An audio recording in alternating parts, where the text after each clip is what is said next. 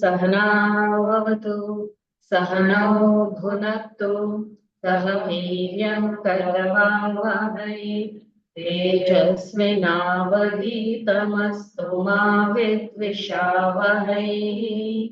ॐ शान्ति शान्ति शान्तिः। अखण्डमण्डलाकारं व्याप्तं येन चराचरं तत्पदं दर्शितं येन तस्मै श्रीगुरवे नमः। अज्ञानतिमिरान्धस्य ज्ञानाञ्जनशलाकया चक्षुरुन्मीलितं येन तस्मै श्रीगुरवे नमः। गुरुर्ब्रह्मा गुरुर्विष्णु गुरुर्देवो महेश्वरः गुरुरेव परं ब्रह्म तस्मै श्रीगुरवे नमः। श्रुतिस्मृतिपुराणानाम् आलयं करुणालयं नमामि भगवत्पादं शङ्करं लोकशङ्करं। शङ्करं शङ्कराचार्यं केशवं बादरायणं सूत्रभाष्यकृतौ वन्दे भगवन्तौ पुनः पुनः।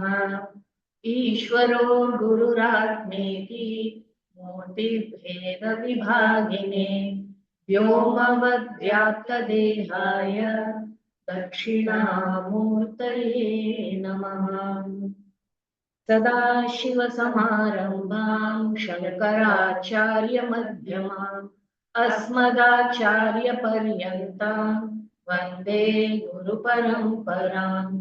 श्रीविद्योपासनासक्तं श्रीविद्यापीठभूषणं श्रीविद्याभिनवं वन्दे श्रीकृष्णानन्दसद्गुरुम्। श्रीविद्या पातु मां सदा। हरि ओम।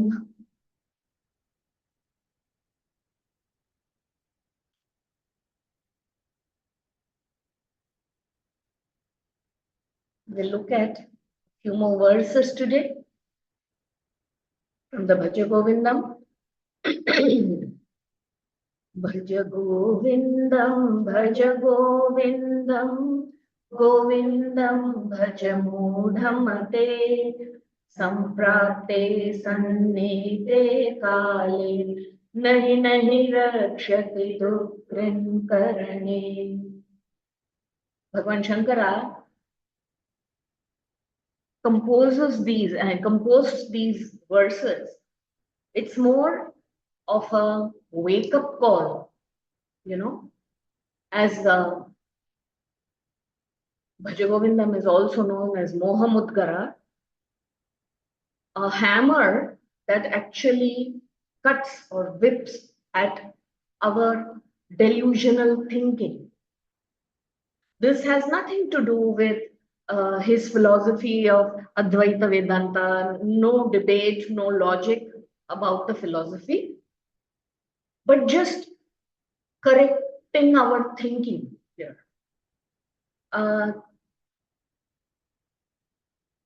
We are, human beings, we have such a relationship with our mind, and we take our mind, we are literally obsessed, I would say, with our mind. And our mind is what? The flow of thoughts. And these flow of thoughts are completely conditioned from the time we are born to whatever we hold, our likes, our dislikes, what we hold as right and wrong. We look at everything through this mind, conditioned mind.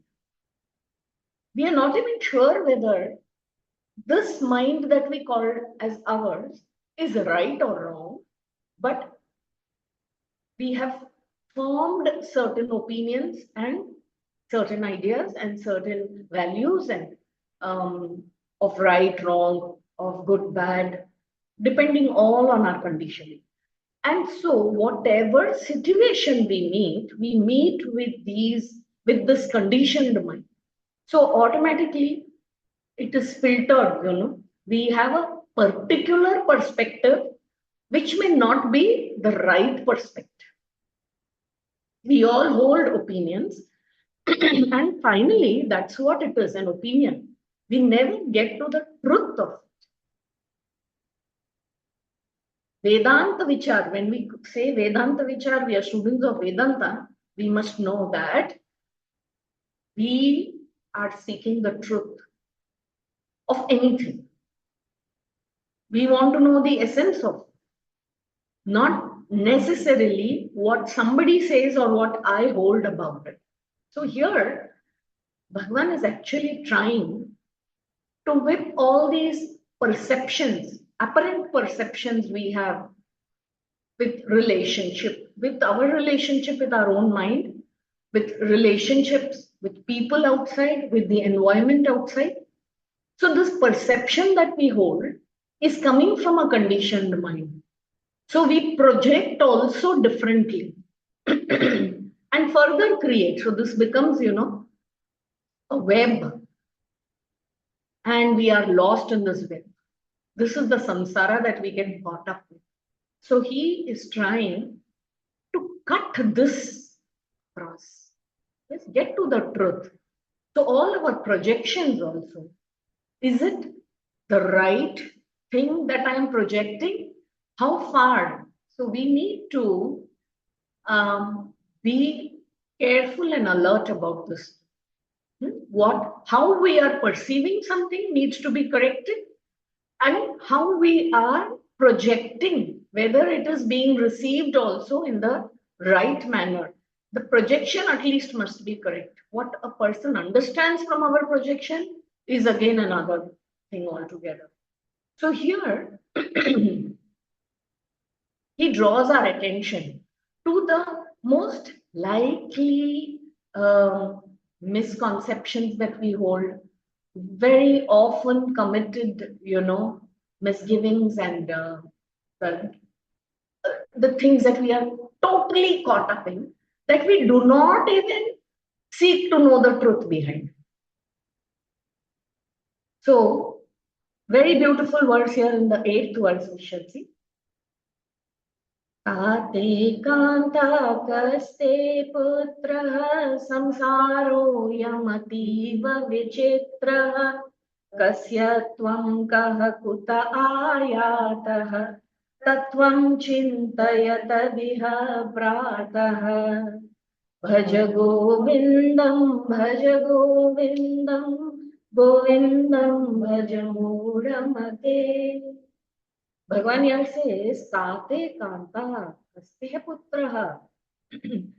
Who is your wife? Kaha, Kate, Kanta, Kanta's wife. Kaha, who is Te Putraha, your son?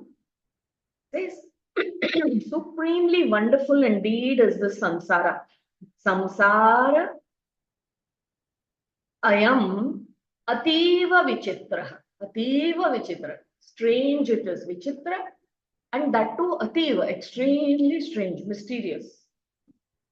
Then of whom are you? Kasyatvam. Huh? And from where have you come? That is kuta tvam ayataha. Where have you come from? Where are you? Then he says, oh brother, brataha, think of that truth. Tatvam chintaya tadiha bhrataha.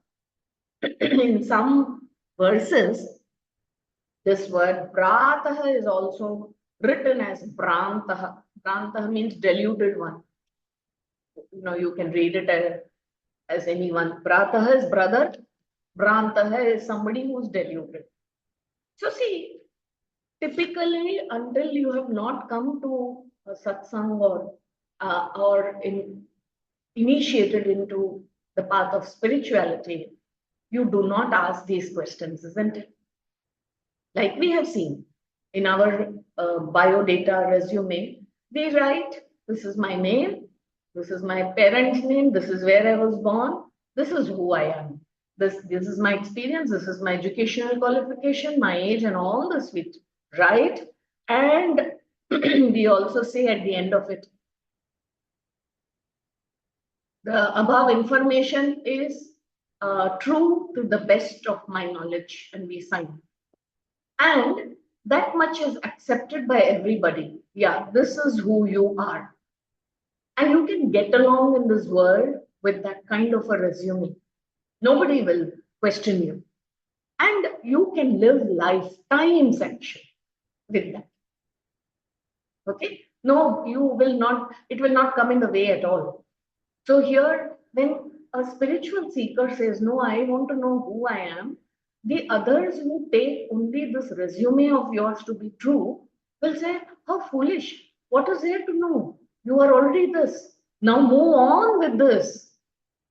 You know, asking who am I again is like regressing. Don't do that. Go and achieve something in this world. Right? So the kind of self-development that is spoken of in this loka, in this laukika, platform, phenomena that is happening, self-development is ego development. Understand? Whereas in the spiritual world, we understand that as we keep questioning, we are questioning to inquire about the reality of who I am.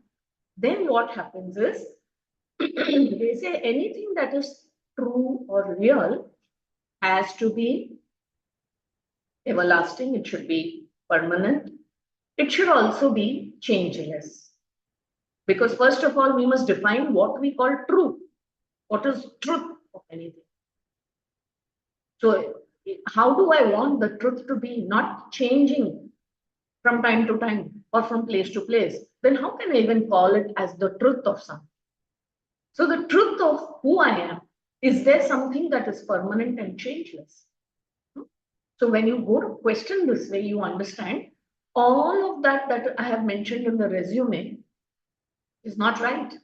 It keeps changing. It may vary from time to time. My experience today is this much, but after 5 years, definitely it's going to be different. My hobbies might change. My educational qualification can change. My age changes. My address can change. Anything changes. So then what? My name I can change. I can have a gender change also. This is even that is possible. So then what is permanent about me that I have mentioned in the biodata? This kind of questioning happens when we come into the spiritual fold. So Bhagavan is directing the mind there over here. So he says, think about this. Who's your wife? Who's your son? Of whom are you? I mean, you say that this is my father, this is my mother. The day you were born, you gave birth to your mother, isn't it? When a woman becomes the mother, she till that day she delivers the baby, she's not mother. That relationship has been established because it is dependent on other person. As long as the baby is there, I am the mother. As long as my wife is there, I am the husband. Till the day I got married, I was a bachelor, I was single, and I was happy, everything was going on well. Now also I think I will be happier, so I'm getting married. But then how I got married? Because there is a woman in my life whom I'm married to. I am a husband, isn't it? So these relationships are dependent on something else.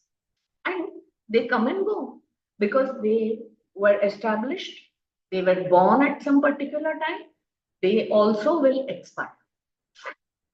If one of the person is not there in the relationship, the other automatically ceases to be. If I don't have a wife, my wife has passed away, where am I the husband? Isn't it? Likewise, all these relationships are short-lived. They begin somewhere, serve a purpose, and then they may end also. And usually they end. Because between the husband and wife, one or the other passes away at some point of view. So he says, have you thought about it? But what do we do in our, no doubt, a family is very important. He is not saying don't get married, don't have a family. That's not what the Shastras say. In fact, it's a natural phenomenon that we want to get married. We, for the sake of our own clan, more and more human beings being born, or we need to get married. And there are many desires that we can fulfill with marriage and having a family. In fact, the family is a place of all trials and tests, So we can build up very strong personalities here, healthier personalities. Unfortunately, we do not look at the family this way. So here our identity is also lost. Sometimes we are so attached and emotionally attached that there is no healthy personality growing out of here. Every relation becomes quite unhealthy. So both ways we need to think that if these relationships are not permanent, how can I keep it healthy and be detached from it? This is very important. We must be involved, but we must also understand this is not the end of it. There is a greater truth to this. This is just, as we say, vyavaharika, transaction. The ultimate truth being my relationship with the Lord, my relationship with the Atman, which I am, but I am not able to recognize as of now. If I try and build up that relationship, I am in constant touch with reality and not perception of reality. And there is a great difference between the two. We must seek to be connected with the truth, not what seems like the truth. So there is a great difference here. And let's not be fooled about this. This is where he is. So, oh Bhrata, please contemplate on this. Reflect on this. Now again, here we are not saying let us run away from our responsibilities towards our family, but remaining in the family. Let us learn how to be connected with the truth and to give up that which is impermanent, not true. This way, if we can live, this is how all the avatars have lived. This is what they have shown through their stories, that they have lived. As a human, when the divine has descended, we read the story of Sri Rama, Sri Krishna, we see that they were actively involved in the world. They did not move away. They went through turbulent times. We have seen them even showing their unhappiness and sorrow, expressing that, and how they transcended all of this. That is the lesson that we and showed to live for the truth rather than the seemingly, apparently, phenomenon that is happening, which we are all caught up in. So very, very beautiful. We must think about this. Usually we have no time because as we are young and we grow up, we look at weddings happening everywhere, children being born. Then we also have this desire, the same thing must happen to us. We are so busy engaging in all of these events that we forget to look at the essence of it. Today, all the more I feel our relationships are very fleeting. It has become very superficial because everyone's attention is on things that are so impermanent. Weddings happen, but the attention is on the decorations, the catering, the clothes, and what else? You have choreographers creating events. doubt you can enjoy all of this. It's all a moment of rejoicing. But what about that love? What about the two families coming together? What about that commitment? What about the responsibilities that come along with you playing that role of husband or wife? How committed are we? Isn't it? How seriously are we engaging in this? This, unfortunately, we are caught up because the senses take us to all this. Huh? So we must pay attention to this. What is it really that we want? And Bhagavan here says, no, go after the truth. Seek the truth. Don't be deluded by the apparent show of everything. The world is very beautiful, very attractive, no doubt. This is Maya. So we get lost here. We find it very desirable. We want to have, possess. And we make a mistake here. And of course, the next verse, very popular, very famous verse, often quoted when we say Bhaja Govindam. This one verse everybody wants to contemplate on. Satsangatve nisangatvam nisangatve nirmohatvam nirmohatve nischalakatvam nischalakatve jivanamuktihi. He says, Satsangatve nisangatvam. Satsanga. Satsanga is through the company of the good. Sat. Sat means good. Sat means auspicious. Sat means the truth. Sat stands for consciousness, existence, various meanings depending on the context. So here, the company of reality, company of truth, company of auspicious, put it, and keep looking for the meaning. You know, it just drives up so much from this that we can. He says through satsanga, through the company of good, nisangatvam comes about. It arises. Nisangam is what? Non-attachment. Oh, so what happens? I thought from satsanga something else should come. I was getting attached to attending satsanga. Very good, no doubt. But from within, are you able to see? Because just now, we spoke. Have you thought about all our relatives, all our relations, whatever it is that we hold dear to us in this lifetime? Have you thought about it? Because life usually does this. God gives us something, we rejoice. God also takes away something. Just to make us think, what were you rejoicing about? Because that was not permanent anyway. He does this. Life does this with all of us. Gives us something, maybe some property, and then takes it away. Gives you relatives, takes it away. Or you either see this happening to people around all the time. But have we really thought about this?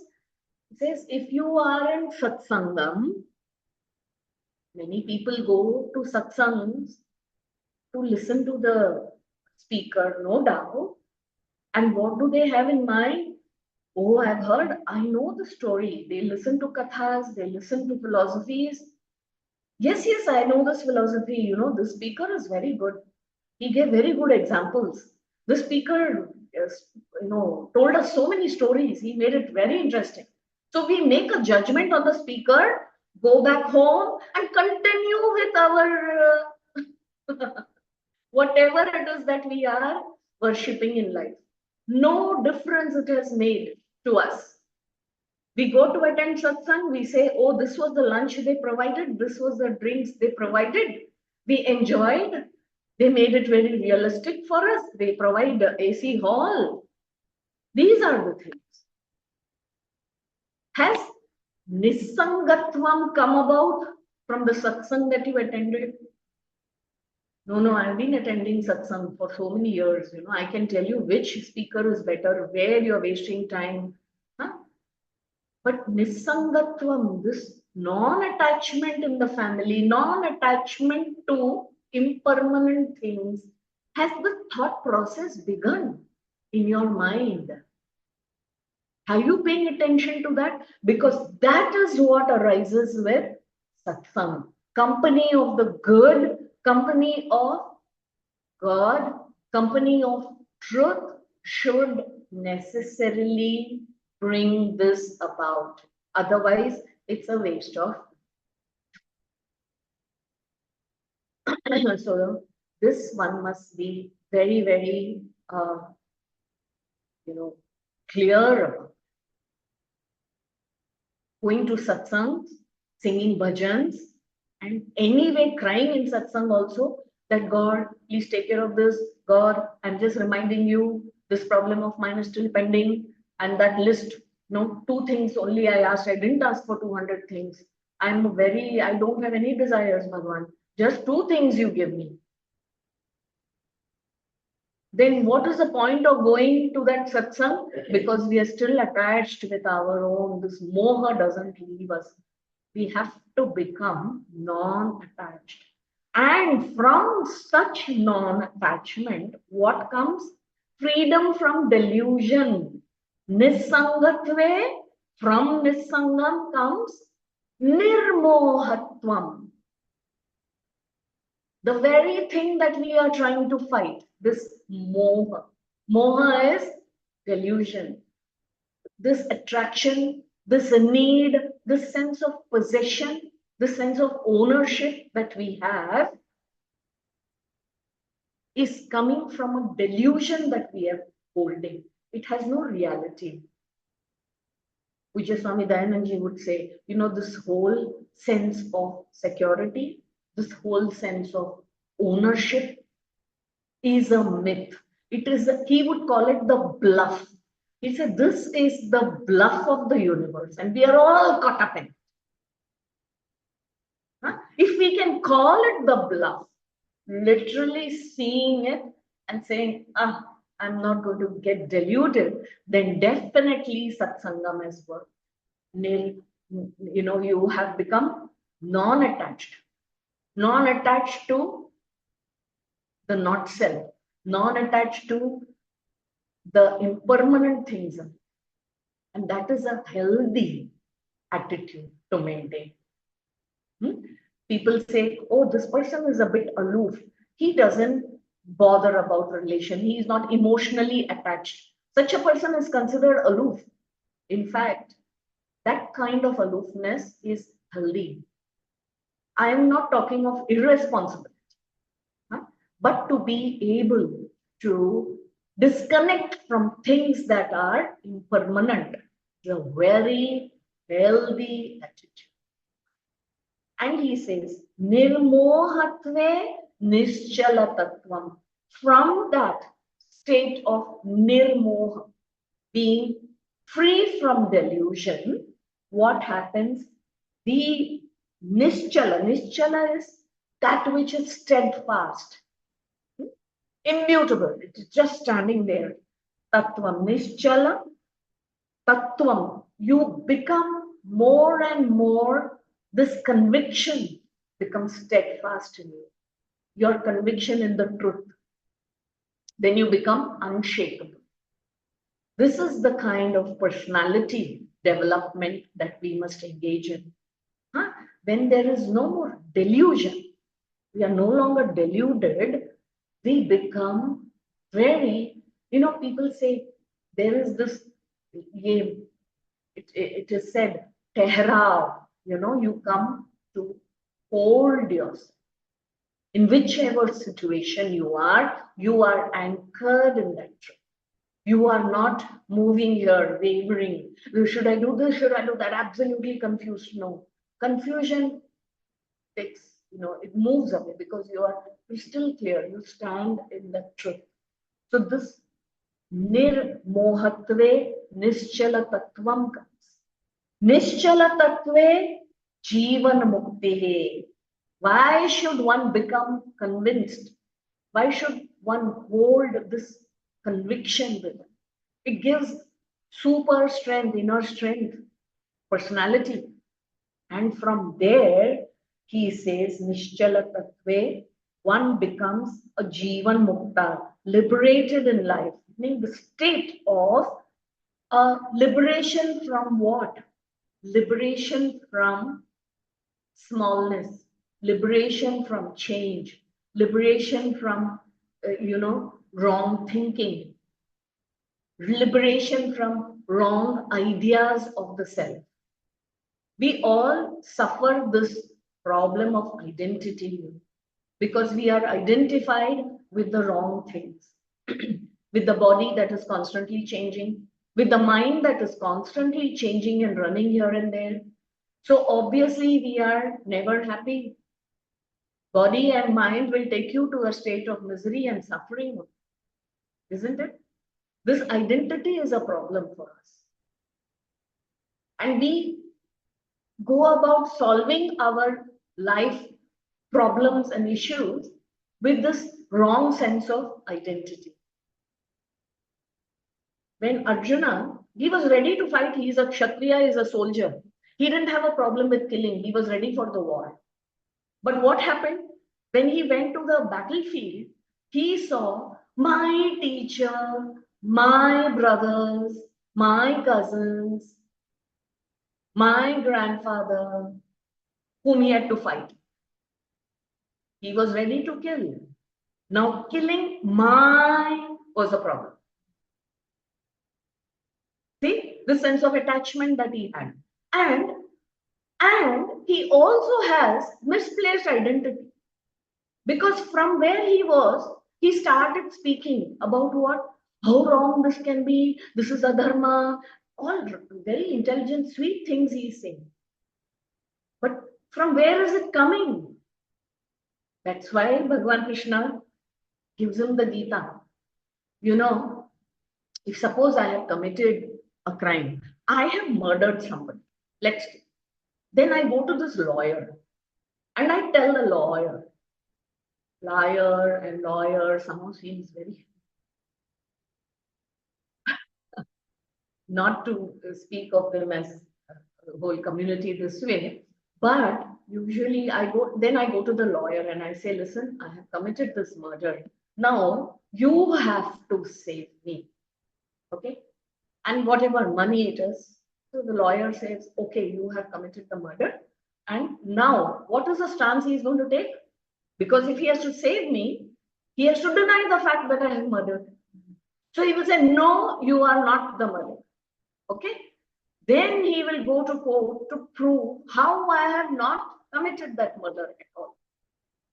So he is going to present a lot of arguments. Where is it coming from? She is not the murderer. That he has accepted. In reality, I am the murderer. I have gone and told the lawyer. But now, what is he assuming? Because he cannot assume I am the murderer and then continue arguing. He has to deny this and then continue arguing. So he will present a lot of, this is what Arjuna was doing. You know how wrong it is if I have to fight it, how wrong if it is, so see, misplaced identity. And this way, we do not know and we are suffering.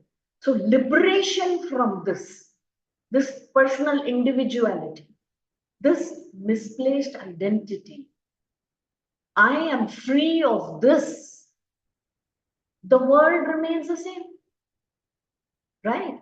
But now my thinking, my perspective of who I am and from where I come is different. I am liberated here. This is the spiritual path, and therefore he says, to come to the state, Bhaja Govindam, Govindam Bhaja Mudamate. So this is a very important verse. You all must reflect upon this. You're very beautifully placed here.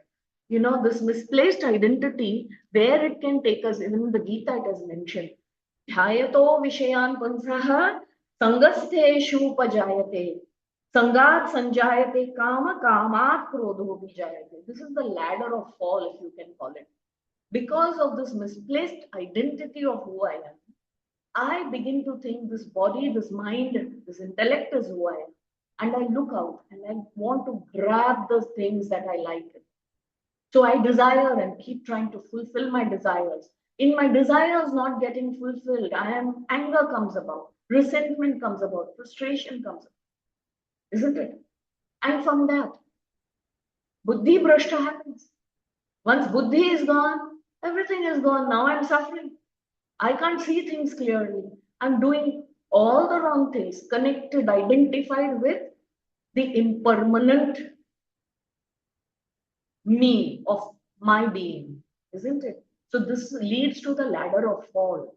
Spiritual evolution is growing to disown these things as who I am, but to seek the real Govinda, that Govinda within me.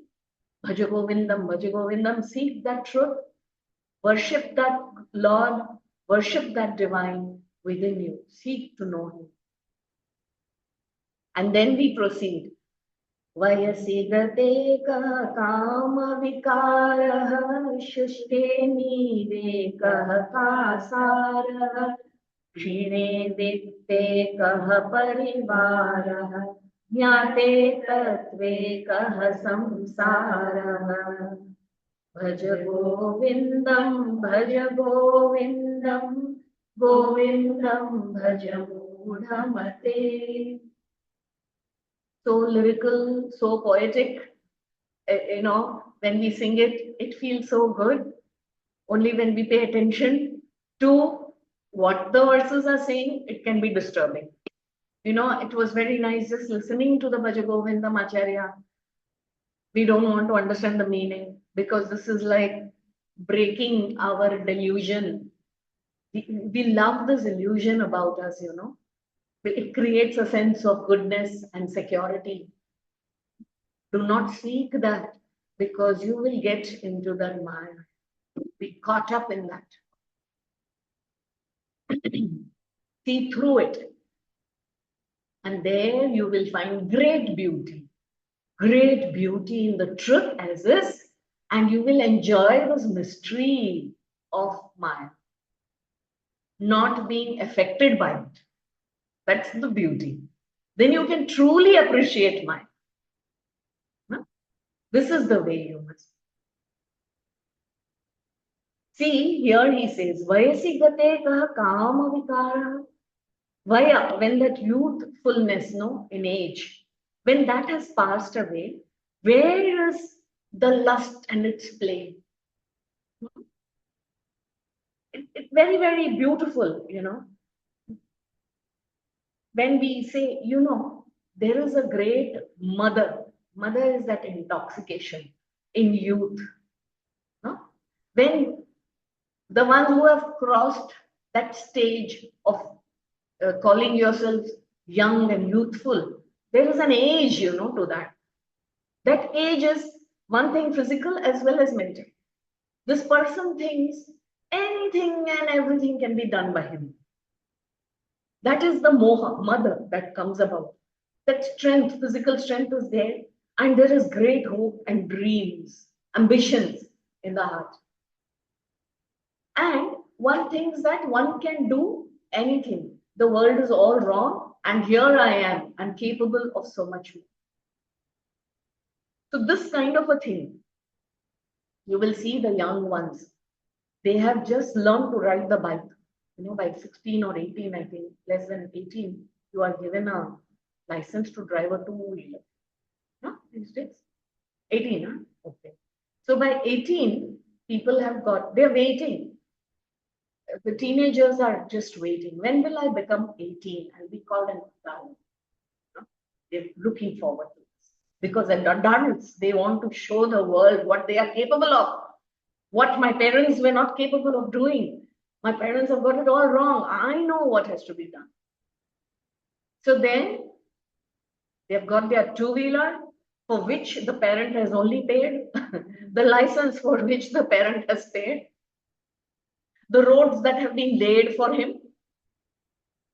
But he thinks Now he owns the world. The road is his, the bike is his, and you will see, especially in this Palm Beach road here, you will see full speed. He has not started driving, but he wants to go. This is the mother intoxication of that youthfulness.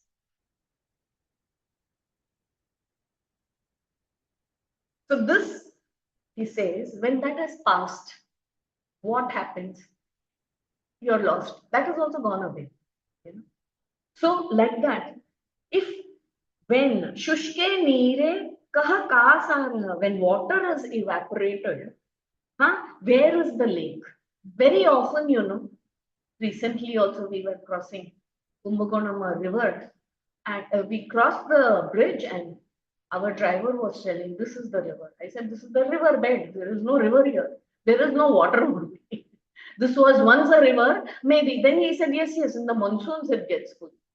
So I said, okay, this is that kind of a river. Which is, it is not like all the time a river. When there is no water, it cannot be a river. So he says like this, Kshine vitte. Vitta is wealth. If your wealth is reducing, and when it is reduced, he says, Kaha parivaraha. Where is your parivar? All the people whom you called family, the moment you tell them, in fact, try this out also. This is a good test. What acid test we say no? Kshine vitte, the moment difficulties come and you have started asking people for help. Initially, when they know about it, they want to help out. After a while, they will say, yes, yes, we will definitely help you out. After a while, they realize, this seems to be a problem here. Let us move out. They will suddenly become busy. They will not be available on the phone. Friends and family, he says, if this kind of a thing happens to you, just watch how they move away. Now they will not come back to seek to keep relationships with you because they feel that, array, tomorrow I will have to help him. I may not be able to help him. I won't like this. So how to say no to them? This is why keep away. This happens, you see. You don't have to wait for bad times. You just go and ask for money to anybody. Hey, please, do you have money? I'm running short. Can you give me some money? And then test. How many will be able to? When they're very sure you can give back, then they will happily give you and try to prove because they are in need. Understand? So this is what this Vitta can get you. This is what even relationships can be made of. If you are secure, you are famous, you are successful, there are more people wanting to be your friends. They will have good words to tell about you. So don't think you are any great, isn't it? They are not coming for you, but for what you can offer. The day, people cannot bring in money, even in the family, they will be talked about. Look at him. He's not even contributing. Isn't it? So then, this way he says, all of these things, if it leaves you, then where are you? Who are you? Like that. Just the same way, he says, Jnate tatve kaha samsaraha. When the truth is realized, Tattvam Jnata, what happens? Where is the samsara? That is, this world. There will be, you will be free of all this when the truth is known. You will not participate. It will not be there. Which means when the truth is known, you will not get into a relationship on the basis of somebody's wealth or success or influence or position or power. Today, relationships are made on the basis of all this. He says, when you know the truth, all these things don't bother. That is why we say, how does a saint live? How does a saint live? Yesterday's Sai Satcharita also we read. How was Baba, how was the saint living? He knows no good or bad. He accepts everybody into his fold. Each one depending on what they need to evolve and to reach this truth, he is going to. God doesn't see difference between rich and poor, between bad and evil. In fact, Bhagwan Krishna himself says, what does he say? Sarva dharman parityajya mamekam sharanam vraja. Sarva dharman parityajya. Give up all the dharmas that you think is yours. Mamekam. I am the only dharma. If you can follow this dharma and Bhaja Govindam, seek me, come to know me, worship me alone, Ananyas Chintan. Then I become one with you and I take care of your needs. This kind of surrender has to happen. Once you are on the path, this is the path that we need to go. This is the goal. And what happens in the meanwhile? All this kind of samsara, which is filled on the basis of each one's selfish needs and motives, is simply dropped. That's why he says, Yate tatve kaha samsara. On the same lines, no? Two more verses if you see. If you look at this verse as the base, you will see 11th and 12th on very similar lines. More aspects, not only about Vittam and Parivara. Let us read both these, 11th and 12th verses. Ma kuru dhana jana yauvana garvam harati nimesha kala sarvam मायामयमिदमखिलं बुद्ध्वा ब्रह्मपदं त्वं प्रदिश विदित्वा विनयामिन्यौ सायं प्रातः शिशिरवसन्तौ पुनरायातः कालक्रीडति गच्छत्यायुः तदपि न मुञ्चत्याशावायुः Bhaja Govindam, Bhaja Govindam, Govindam Bhaja Mudhamate. When we seek things of the world, because the senses are drawn to the objects outside, and the mind is attached to these objects and to rejoicing in the senses from the experiences that it gives us, this way we are constantly looking at the external world and we think happiness is going to come from there. But it is not that. It says when we seek the truth, we come to know who we are, we realize happiness is our dharma. Happiness, blissful nature is our true nature. What happens when we do not get happiness in this world?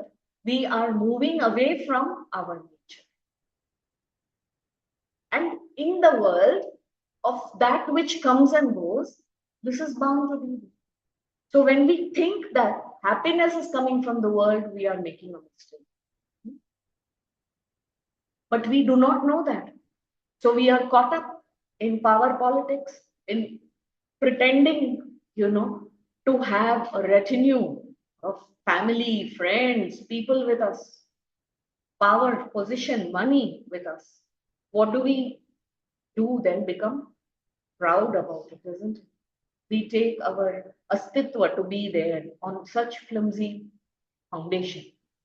Therefore, Bhagavan says, Ma Kuru Dhana Jana Yauvana Garvam. Take no pride.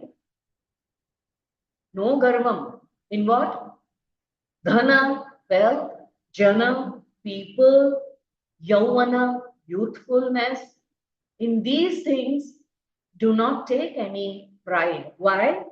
Harati nimesha kala sarvam. Kala, you don't know when time will destroy this in a jiffy. Nimisham we say. What is this nimisha? Nimisha is the blinking of an eyelid. You just have time to do this and it's gone. That's what he says. So don't take pride.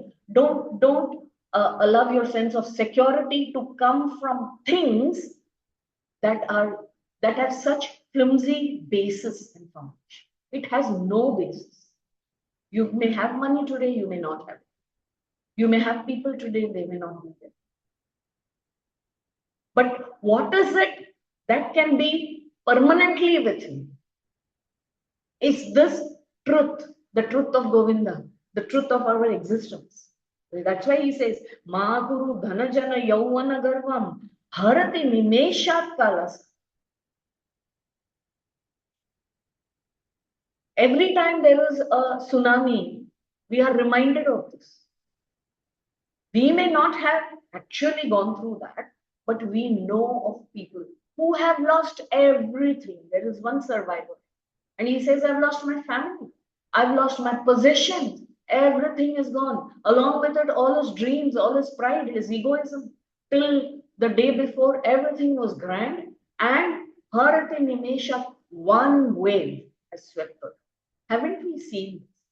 Yet we don't learn our lessons. What are we proud about? What are these things that can be taken away? And so even this pride and happiness comes with lot of sorrow and fear. We have wealth with us. We are afraid. The father is afraid that wealth is in my name and my son is going to be after my life now. He has no sukham. He is worried where to keep the wealth because he can be robbed. He can be kidnapped. People will hold him for a ransom. Anything can happen at any time. Is he really happy with all that wealth? He's not happy. Therefore, Bhagavan says, Maya Mayam Idham Akhilam Bhutva. Know that Maya Mayam, this entire loka that we are seeing is full of this illusoriness. What is illusory?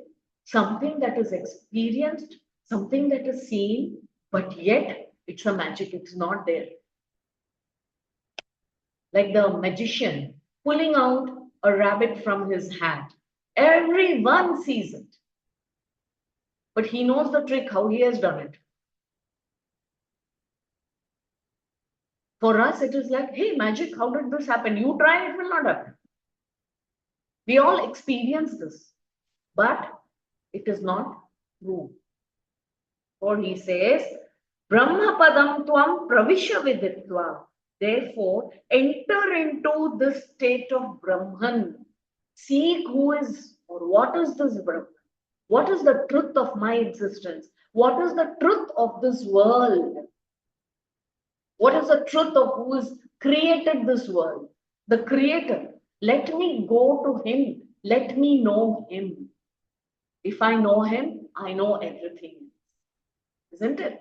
And from there comes freedom. Freedom from the unknown, freedom from all sorts of fear. Because what we don't know, we fear. And we are living in fear in this world. Therefore, seeking security also here, which is misplaced. No? Just because there is light there, we keep looking. Like this lady who had lost her golden chain. She was a poor woman. By evening, there was no light at home, just a small lamp she had lit. But her husband had gifted her a beautiful gold chain, precious for her, absolutely precious. And she found that it was not in her neck that evening. So she got very worried. How can I lose this precious jewelry? So she went out looking for the chain. She kept looking, then she came to the road. There was a lot of light. There was a street light there. And she started searching for the chain. Some other people were walking. They said they knew she's in a state of, and she's very anxious, worried. In this state, what happened? Sister, can we help you? What is it you're worried about? I have lost something. What is it that you? They also start looking because she's searching. They say, even let us help her searching. They don't know what. She's not able to say. Then she is looking. 2, 3 persons also try looking here and there. Typically happens with us. Then there is a 4th person who comes. What are you all looking for? He says, no, we are also searching. This woman is searching. She's very worried. She's upset. We are trying to help her. Search what? Then she says, it's my chain, gold chain. Oh, did you lose it here? Right? No, I have not lost it here. Where have you lost it? It must have been at home because I was wearing it the last I know I was at home. Then why are you searching for it here? Because there is light here. At home, there is no light. Meaning, even our search, we think, becomes purposeful because there is light here. In this world, it's like that. It is very attractive, very appealing. And for that search, you will be appreciated. So then, what are we doing? In the wrong place we are looking. We have to go back there. He says, go back home, ma, and look for it over there. You will find it. So he says, look for that. Enter that state of Brahman. Brahmapadam pravisha viditva, knowing that all of this is impermanent, get into that state. Also, he says, do not waste time. That's what the next verse says. Dinya minyao sayam pratah, day and night, dawn to dusk. Shishira vasanta punarayatah. Shishira, winter comes, and spring comes, vasanta ritu comes. These seasons are coming and going. From dawn to dusk, you are engaged in this impermanent vastu, looking for things here and there where they are not, identifying with things that you are not, and connecting with the entire. He says, you are, days are passing. In this human body, you are allowing for time to be wasted away, whiled away. He says, time, sports, and life ebbs here. Kala kridati gacchati ayuhu. Ayu gacchati. Age, after some time, we will not be strong enough to look for the truth. All we can say is, this is not the time I can meditate. This is not the time for me to do Dukran Karane. This is not the time I can study the scriptures. I find it difficult to sit for a long time to even listen to Katha. I find difficult to put my mind into what Bhagavan wants to say. I wish I had started this much earlier. Do not regret this. Says, time is ebbing. Kridati, it is playing. You just see, from morning to evening, in this urban life, we do not know how it is flying. Time is flying. Ask anybody, what is he involved with? He doesn't even have time to tell you what he is involved. He says, I don't have the time. Hey, where are you running? Let me run. I have to run today. I'm busy. Everyone is busy doing what, accumulating what? They have not the time to sit and think about this. But they are all busy doing something. And to be busy has become his business. Everybody is busy with something or the other. In fact, it has become a disease now. To be busy, to look busy. If you are not busy, you think you are not worth something. Isn't it? Isn't it a disease today? And if you are apparently busy, everyone is very appreciating you. अरे ये तो बंदा busy रहता है. This person is very busy. Doing what? Day in and day out, running and running and running. And for what? Catch him and ask him, what have you achieved? I don't have time. There is a lot more to achieve. Running, running, running. This is, running on the spot, we say, no. You will actually get no, but you're so busy doing this. It is even thought that a successful person is a busy person. Understand one thing. This whole idea of business being busy, business of busyness, is a disease caught up in the mind. If you can just be rested where you are, settled and content where you may be dynamically living. Understand?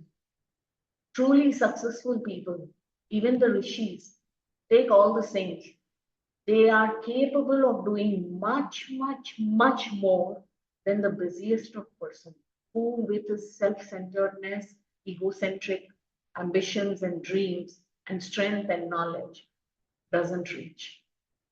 He's saints. Why? Bhagavan Shankara himself, till the age of 32, established 4 mathas, wrote so many commentaries. It is inhumanly, not, it is not humanly possible. This is an inhuman act, I would say. It's a divine act. Why? Because the whole purpose was different. The identity of who he is comes from a different place altogether, not from this ego center of body and mind. And yet he had time for everything. He had time to teach the world. Bhaja Govindam, Bhaja Govindam.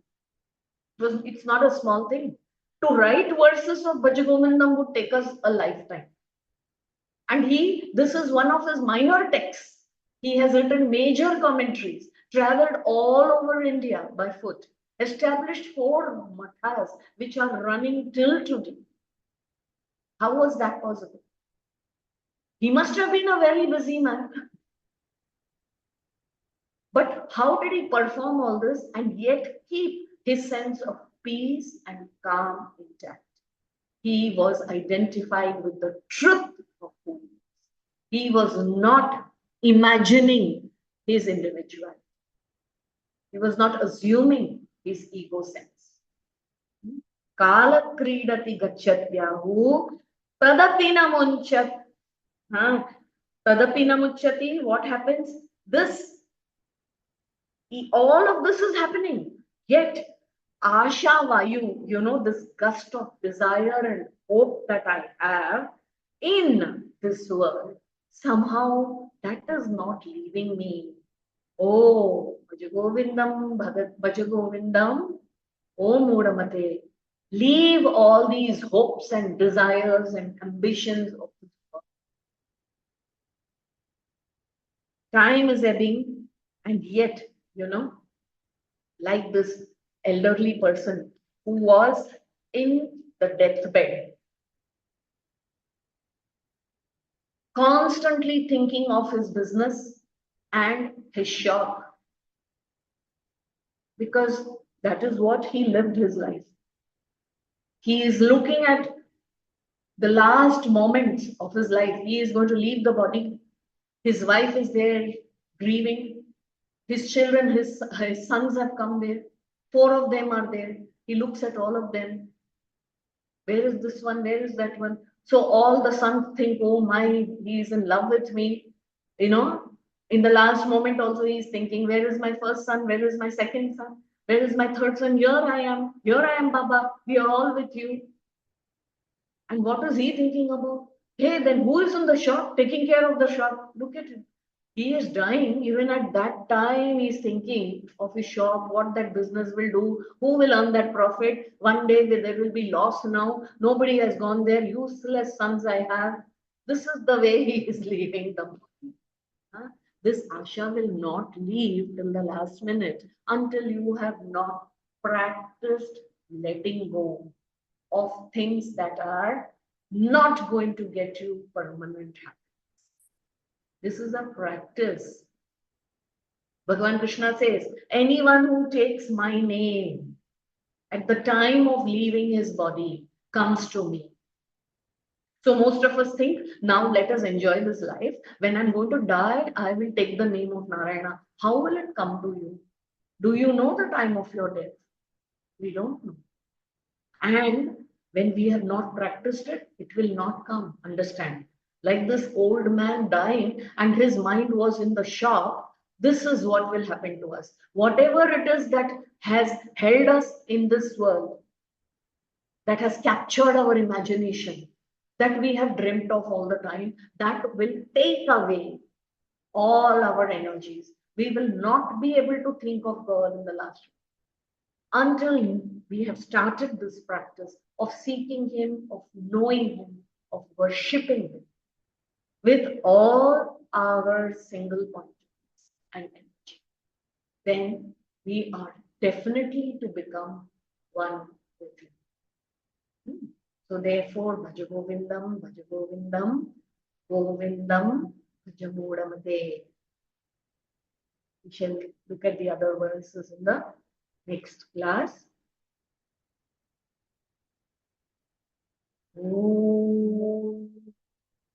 Purnamadah Purnamidam Purnat Purnamudachyate Purnasya Purnamadaya Purnameva Vashishyate. Om Shanti Shanti Shanti.